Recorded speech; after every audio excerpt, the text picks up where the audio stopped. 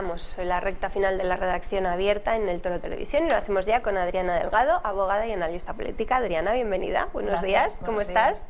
Bien. Bueno, les anunciaba la semana pasada que íbamos a hablar de feminismo esta semana, de huelga feminista, y que lo haríamos cada día de la semana de la mano de una mujer que nos explicase por qué no necesita estas reivindicaciones de las feministas radicales, por qué no necesita celebrar de manera discriminatoria el 8 de marzo. Adriana, vamos a empezar contigo, que es que además eres abogada especialista en violencia de género. Efectivamente, sí, llevo violencia de género y bueno, pues lo que hago, entre otras especialidades, pero bueno, cuando son asuntos de este tipo, es hacer valer el derecho de defensa. Asisto tanto a ellas como a ellos. ¿A mujeres maltratadas, a hombres maltratados o denunciados sin...? Cuando es violencia de género, si no nos referimos entonces a violencia doméstica, son víctimas, ellas son víctimas y ellos pues supuestos maltratadores. Violencia doméstica, en cambio, pueden ser ellas las denunciadas también. Esos son los casos a los que se refieren, por ejemplo, desde partidos como Vox, como violencia intrafamiliar, ¿no? Bueno, ahora hablamos de cuál es tu opinión sobre esta ley, Adriana. Querría empezar preguntándote, ¿vas a ir a la marcha del 8 de marzo? ¿Vas a participar en la huelga feminista? Pues como el 8 de marzo es el Día Internacional de la Mujer Trabajadora, qué mejor manera, ¿no?, de hacerlo valer que ejerciendo mi profesión, que es ejercitar el derecho de defensa, ¿no?, en los tribunales. Así que, si bien es un derecho constitucional y lo respeto, seguiré al pie del cañón. Como yo, entonces. Bueno, esta semana hay que recordar que el 8 de marzo cae en domingo, por lo tanto, las feministas pues no crean que han decidido estropear su fin de semana yendo a marchas en domingo. No, ellas van a hacer la huelga el viernes 6 y la marcha se va a hacer también el día 6. Aquí hay prioridades todavía. Pero bueno, Adriana, te decía que me interesaba mucho tu opinión sobre la ley de violencia de género. Tú, que lo vives día a día, que defiendes a mujeres que realmente lo necesitan, que sí que son víctimas, ¿crees que esta ley está siendo eficaz? No, no está siendo eficaz, pero por lo de siempre, ¿no?, que supongo que será lo mismo que pasará con la ley que van a presentar mañana para su aprobación, porque no se trata tanto de aprobar leyes como de facilitar recursos. Claro. Ya existe un estatuto de la víctima, ya existen leyes especializadas como la ley de violencia de género, que son además leyes transversales que para evitar este tipo de situaciones pues también contemplan medidas en el ámbito educativo, por ejemplo, en el ámbito laboral, pero que si luego no tienen recursos no son efectivas. ¿Se pierde demasiado entonces del presupuesto dedicado a proteger a las víctimas en sueldos, en organizaciones que realmente no ejercen al final la labor que deberían? Porque, por ejemplo, tenemos muy recientemente el caso del Instituto de la Mujer en Andalucía. No les llegaba el dinero realmente a las víctimas que sí lo necesitan, que sí necesitan ser protegidas de sus agresores, con vigilancia policial, con viviendas en las que pueden entrar sin que sus agresores sepan dónde están, etcétera, porque todo se iba a sueldos del Instituto de la Mujer. Esto no puede ser. Es una crítica que hacemos los profesionales que ejercemos o dedicamos parte de nuestro tiempo a esta especialidad, que efectivamente a lo mejor, bueno, sí que hay un presupuesto, pero se pierde por el camino. Y a la víctima pues al final le llega una parte muy pequeña de ese presupuesto que se destina. Entonces, bueno, pues ¿en qué se pierde? Pues puede que se pierda efectivamente en estas organizaciones. Porque hay mujeres, hay muchas, además, cuando los que somos críticos con la ley de violencia de género, bueno, pues nos manifestamos de una forma clara contra esta ley, parece en muchas ocasiones que es que no damos credibilidad a las víctimas, no las tenemos en cuenta y nada más lejos de la realidad. A mí lo que me indigna verdaderamente es que las mujeres que sí lo necesitan, hay mujeres que están en un riesgo muy real, no reciben las atenciones que tendrían que recibir. Sí, sí, sí, además es una crítica acertada porque de nada sirve, lo hemos comentado en otros programas, pues que te otorguen una orden de protección y que te vayas con un papelito del juzgado si luego no tienes una pulsera o no hay un piso tutelado en el que puedas estar, y al final pues eso son falta de medios, efectivamente, claro. Y bueno, de hecho pues en las noticias, ¿no?, tristemente vemos casos de mujeres que habían denunciado anteriormente, que tenían una orden, y sin embargo el hombre se ha podido aproximar a ella y cometer un crimen. ¿Y eso por qué es? Pues porque no hay medios para una escolta, para un piso en el que esté tutelada, porque además tiene muchas restricciones, pues cuando hay niños para que no se queden, o cuando hay tema de adicciones a sustancias estupefacientes, en fin, que se tiene que mejorar. Está claro que una mujer víctima. que es víctima, tú conocerás casos de primera mano que serán bueno, pues muy llamativos, lo vives, bueno, casos que yo al final no conozco cara a cara. Lo que sí me parece a mí es que una mujer que para entrar en un piso tutelado tiene que hacerlo sin sus hijos, no va a elegir entrar en ese piso tutelado. No es tanto que la mujer entre sin sus hijos, por ejemplo, bueno, nos comentaba un agente un caso, los hijos no se podían responsabilizar de los hijos de una mujer que tenía que trabajar por la noche en el aeropuerto, y bueno, pues dejarlos solos en el piso. Bueno, en fin, que hay restricciones, que hay muchos aspectos de mejora, y no solamente respecto a la protección de estas víctimas. Es que también muchos de estos recursos se pierden, ¿no? Hay situaciones que hoy por hoy entendemos como violencia de género, se denuncian como si fueran violencia de género, y que a lo mejor al final es un asunto de familia, cuando hay menores de por medio, cuando hay una mala relación. Entonces, bueno, hay filtros que ya he comentado también alguna vez, bueno, pues está el fiscal, está su señoría, etcétera. Y no pasan estos filtros, muchos de estos asuntos se archivan, pero bueno, son unos recursos que también se pierden por el camino, y que no es violencia de género al final, o sea, que no es solamente tanto o exclusivamente respecto a la protección, sino que ya desde el inicio hay asuntos que se canalizan como violencia y que realmente no lo son. Los partidos de izquierda siempre hablan de que las denuncias falsas de mujeres a hombres por violencia de género son un porcentaje ínfimo, casi inexistente, de un 0,001. ¿Es muy raro que los abogados que os dedicáis a esto os encontréis con denuncias falsas? Pero yo no me atrevería desde mi posición, ¿no?, a valorar si una denuncia ha sido falsa o no lo ha sido, pero es un poco lo que estaba comentando, no es tanto no es tanto que sea una denuncia falsa, como que se entiende quizá por el alarmismo que hay, ¿no?, al respecto, sino que se entiende como violencia algo que no es violencia, ¿no?, que a lo mejor es una pelea de pareja o es un asunto de familia, que lo que hay son problemas por los niños, parejas que a lo mejor lo que tendrían es que haberse divorciado hace mucho tiempo y haber regulado la situación respecto a sus hijos. Entonces no es tanto que sea una denuncia falsa como que se mete en el saco de la violencia de género situaciones que realmente no son de violencia, y lo que sucede es que se archivan por el camino. Ahora bien, si hay una denuncia falsa, la Fiscalía tiene que actuar, evidentemente. ¿Y eso pasa? Pocas veces. Es otro de los puntos muy criticados Sí, de la ley de violencia de género. Para ti, que como digo, conoces también estos casos, ¿puede llegar a tener sentido que haya leyes, se las llama de autor? Yo muchas veces pienso, bueno, es que si realmente la ley fuese efectiva, se evitasen o disminuyesen las muertes, pero es que sigue habiendo 1 y pico por semana cada año. Si realmente esto disminuyese, pues tendría sentido, ¿no?, hacer una ley más dura para los hombres que para las mujeres, pero esto tendría que tener alguna contraprestación, ¿no? Por ejemplo, que las mujeres que denuncien a sus parejas o exparejas y se demuestre que es falso, luego tengan también penas más duras que otras personas que hacen denuncias falsas, algo así, ¿no? Pero es que ni siquiera es eficaz.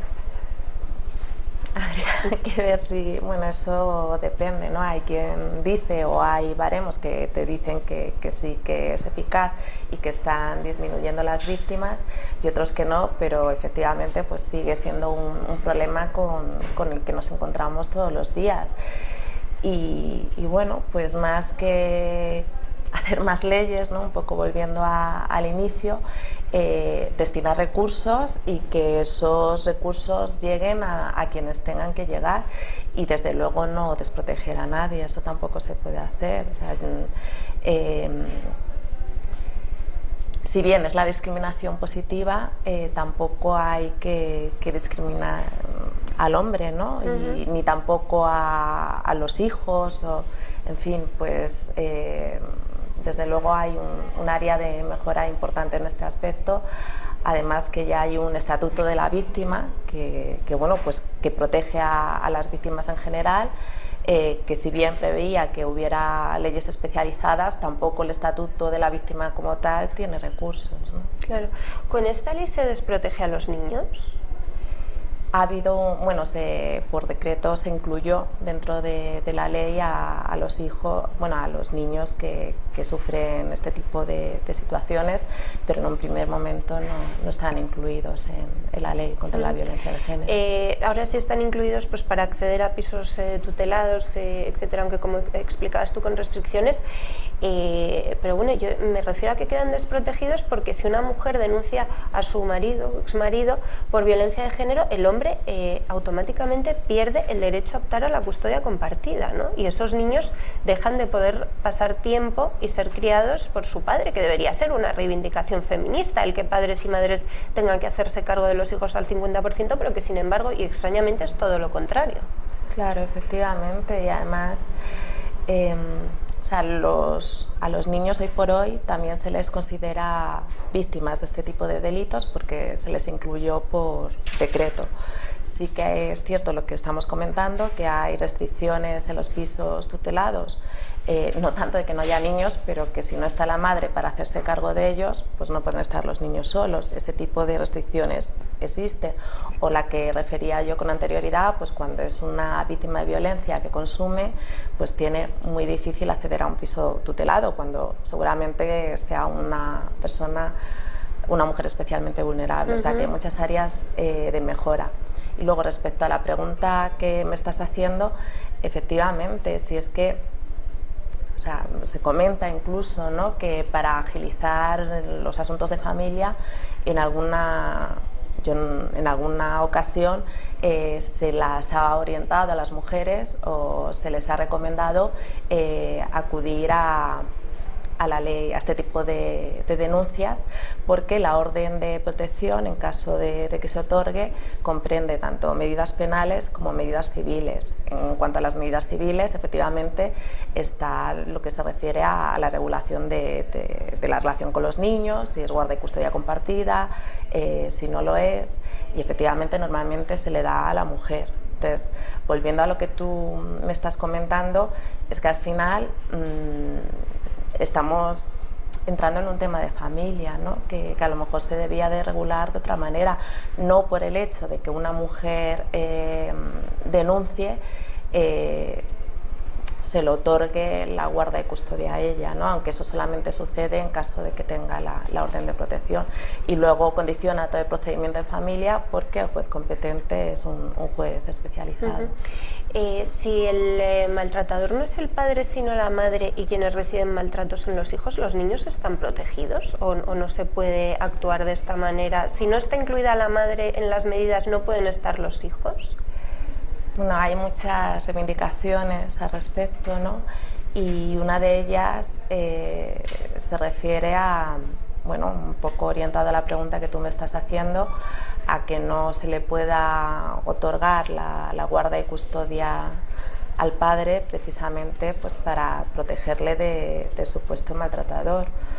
Pero si no se le otorga hoy en día la guarda y custodia al padre, no es para proteger al niño. es por la protección de la mujer.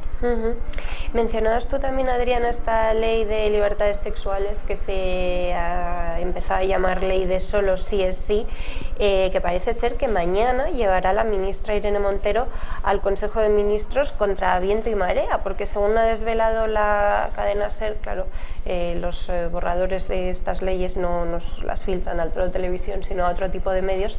Según ha podido saber la cadena SER, esta propuesta de ley de Irene Montero invadía competencias autonómicas, regulaba aspectos que ya va a regular la ley Baleares de Pablo Iglesias, e incluso chocaba con la ley de violencia de género de Carmen Calvo. Además, parece ser que cuando se dijo que el Partido Socialista paralizaba la ley porque estaba mal redactada, es que era mal redactada literal, que tenía faltas de ortografía, usaba mayúsculas donde debían ir minúsculas, etcétera. Pero bueno, claro, en el Ministerio de Igualdad es que ya sabemos que se dedican a otros menesteres. Bueno, parece ser que aún así Montero la va a llevar al Consejo de Ministros como sea. No sé, los juristas, ¿qué teméis de esta ley? Porque claro, si además de estar mal redactada es que choca con otras normas. Claro, efectivamente.